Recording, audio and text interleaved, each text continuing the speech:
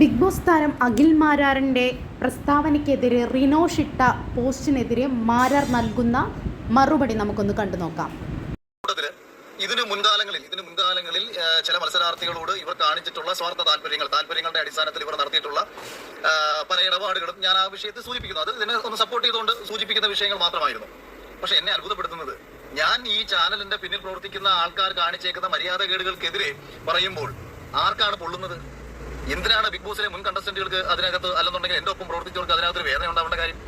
പൊതുവെ നമ്മൾ അങ്ങനെ പറയുമ്പോഴത്തേക്ക് ഒരു ഭൂരിഭാഗം ആൾക്കാരും ആ ചെറുപ്പക്കാരനോട് അവർ കാണിച്ചത് ശരിയല്ല എന്ന് പറയാനും ഇവരുടെ ഇത്തരം മര്യാദകൾ തങ്ങൾ കേട്ടിട്ടുണ്ട്, അവരെ വിളിച്ചു പറയണമെന്ന് ഞാൻ പറയുന്നില്ല. അവർക്കും അറിയാം, പേഴ്സണലി ഇവർക്ക് എല്ലാവർക്കും അറിയാം. ഇവരൊക്കെ തന്നെ പല രീതിയിൽ പലരോടും പലപ്പോഴായി പറഞ്ഞിട്ടുള്ളതാണ്.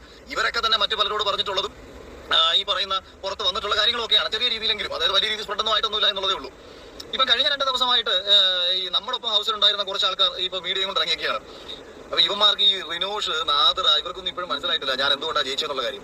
ഇപ്പൊ റിനോഷിന്റെ ഒരു ബേസിക് രീതി ഉണ്ടല്ലോ, അതായത് ഇരുന്ന് പ്ലാൻ ചെയ്ത് 2 ദിവസം കഴിയുമ്പോഴത്തേക്ക് ഒരു സ്ക്രിപ്റ്റ് തയ്യാറാക്കി റിനോഷ് പൊക്കി എടുത്തുകൊണ്ട് വന്നൊരു വീഡിയോ ഇട്ടേക്കാണ്.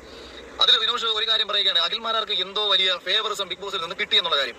എന്നാൽ ബിഗ് ബോസ് കണ്ട നിങ്ങൾ എല്ലാവർക്കും അറിയാവുന്ന ഒരു കാര്യമാണ്, ആദ്യത്തെ 50 ദിവസം എപ്പിസോഡിൽ പോലും പ്രോപ്പറായിട്ട് കാണിക്കാത്ത ഒരാളാണ് ഞാനെന്നും എന്നെയൊക്കെ കാണിച്ചുകൊണ്ടിരുന്നത് തന്നെ നെഗറ്റീവ് വശം മാത്രമാണെന്നും വിഷ്ണുവിനെ കാണിക്കുന്നില്ല എന്നും 35 മുതൽ 50 വരെയുള്ള ദിവസത്തിലാണ് TRP ഏറ്റവും കുറഞ്ഞതെന്നും ഈ സമയത്ത് ഏറ്റവും കൂടുതൽ കണ്ടന്റ് പൊക്കൊണ്ടുന്നത് റിനോഷ് അവിടെ കിടന്ന് ഉണ്ണുന്നതും തുപ്പുന്നതും തൂറുന്നതും വെള്ളം കുടിച്ചുകൊണ്ട് നടക്കുന്നതും ഇവരുടെ രഹസ്യ മീറ്റിങ്ങുകളും ഒക്കെ ആയിരുന്നു എന്നതൊക്കെ തന്നെ കഴിഞ്ഞ സീസൺ കണ്ടുകൊണ്ടിരുന്ന സമയത്ത് എല്ലാവരും ചർച്ച ചെയ്ത വിഷയങ്ങളാണ്. അതിനെ പറയാണ്, അഖിലേട്ട എത്ര സന്തോഷം തോന്നുന്നു അഖിലേട്ടൻ ഇങ്ങനെ സംസാരിക്കുന്നതിൽ, മറ്റൊരാൾക്ക് വേണ്ടി അഖിലേട്ടൻ സംസാരിക്കുന്നതിൽ എന്ന് ശ്രുതി എന്നെ വിളിച്ചു പറയുന്നു. ശ്രുതിക്ക് എന്താ തോന്നാത്തത്?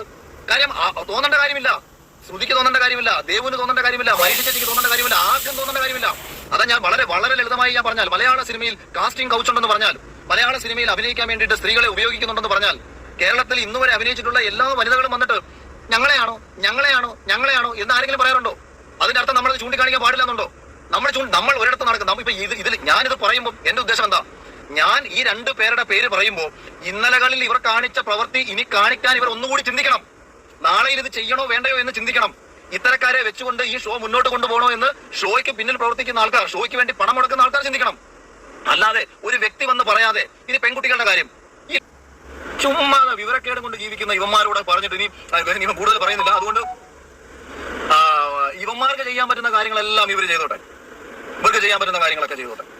ഒരു കോമൺ സെൻസും ബോധവും ഇല്ലാതെ ഒരു വിഷയത്തിൽ വന്ന് സംസാരിക്കുന്ന നിങ്ങൾക്ക് ഏഷ്യാനെറ്റിന്റെ ഭാഗത്തു നിന്നോ ഈ ആരോപണം ഉന്നയിക്കപ്പെടുന്ന അവന്മാർ എന്തെങ്കിലും ചില്ലറ വെച്ച് നീട്ടുന്നുണ്ടെങ്കിൽ അത് മേടിച്ച് നക്കിക്കോണം. പിന്നെ വേറെ ഒരു വീഡിയോ എനിക്ക് അയച്ചു തന്നു, റോഡിൽ മാങ്ങാ കച്ചവടവും തേങ്ങാ കച്ചവടവും ചെയ്തവനും സിനിമയിൽ അഭിനയിക്കുന്ന ഒരാൾക്കും കൊടുക്കുന്നത് ഒരേ ശമ്പളമല്ല എന്ന് ഞാനൊന്ന് അറിഞ്ഞിരിക്കണമെന്ന്. ഞാൻ റോഡിൽ മാങ്ങാ കച്ചവടം ചെയ്തിട്ടുണ്ട്, തേങ്ങാ കച്ചവടം ചെയ്തിട്ടുണ്ട്, വലിയ കമ്പനികളിൽ ജോലിയും ചെയ്തിട്ടുണ്ട്, അവിടെ നിന്ന് സിനിമയും സംവിധാനം ചെയ്തു, അത് തിരക്കഥ എഴുതി സിനിമയും സംവിധാനം ചെയ്തു, ഒരുപാട് ചാനലിൽ ചർച്ചയ്ക്കും പോയിട്ട് 100-100-ലധികം ആർട്ടിക്കിളുകൾ കേരളത്തിൽ അറിയപ്പെടുന്ന പല മാധ്യമങ്ങളിലും പ്രസിദ്ധീകരിക്കപ്പെട്ടു വന്നതിന് ശേഷമാണ് ഞാൻ ബിഗ് ബോസിൽ കയറുന്നത്. എനിക്കുള്ള ശമ്പളം എന്റെ 10 പ്രൊഫൈൽ ഇല്ലാത്ത ഒരാൾക്ക് കൊടുക്കുന്നു എന്ന് പറയുമ്പോഴാണ് ചോദ്യം ചെയ്യപ്പെടുന്നത്. എന്ത് ചോദ്യം ചോദിച്ചാലും ഉത്തരം ഉണ്ടാവും, എന്ത് ചോദ്യം ചോദിച്ചാലും. അതുകൊണ്ട് അതിലൊന്നും എന്നെ പേടിപ്പിക്കാനോ വരട്ടാനോ പോകരുത്. അപ്പൊ ശരി, ബാക്കി വീഡിയോ എനിക്കിപ്പോ ഇതൊരു രസമായിട്ടുണ്ട്. അകത്ത് ബിഗ് ബോസ് നടക്കുന്നെങ്കിൽ ഞാൻ പുറത്ത് ബിഗ് ബോസ് കാണിച്ചു തരാം. എന്തായാലും നിരവധി പെൺകുട്ടികൾ ഇപ്പോൾ രംഗത്ത് വന്നിട്ടുണ്ട്, ബിഗ് ബോസിൽ നിന്നും തങ്ങൾ അനുഭവിച്ച ദുരനുഭവങ്ങളുമായിട്ട്. എന്നാൽ മറുപക്ഷത്ത് ബിഗ് ബോസിനെ ന്യായീകരിച്ചും ചിലർ രംഗത്ത് വന്നിട്ടുണ്ട്. സ്ത്രീപക്ഷപാതവും അങ്ങനെ പല വീമ്പും പറഞ്ഞിരുന്നവരും ഇന്ന് ബിഗ് ബോസിനെ ന്യായീകരിക്കുന്ന വാദങ്ങളാണ് മുന്നോട്ട് വയ്ക്കുന്നത്. നിങ്ങൾ ആരുടെ പക്ഷത്താണ്? അഖിൽ മാരാരുടേതോ അതോ ബിഗ് ബോസിൻ്റെയോ? അഭിപ്രായം കമൻറ്റ് ചെയ്യൂ. Thank you.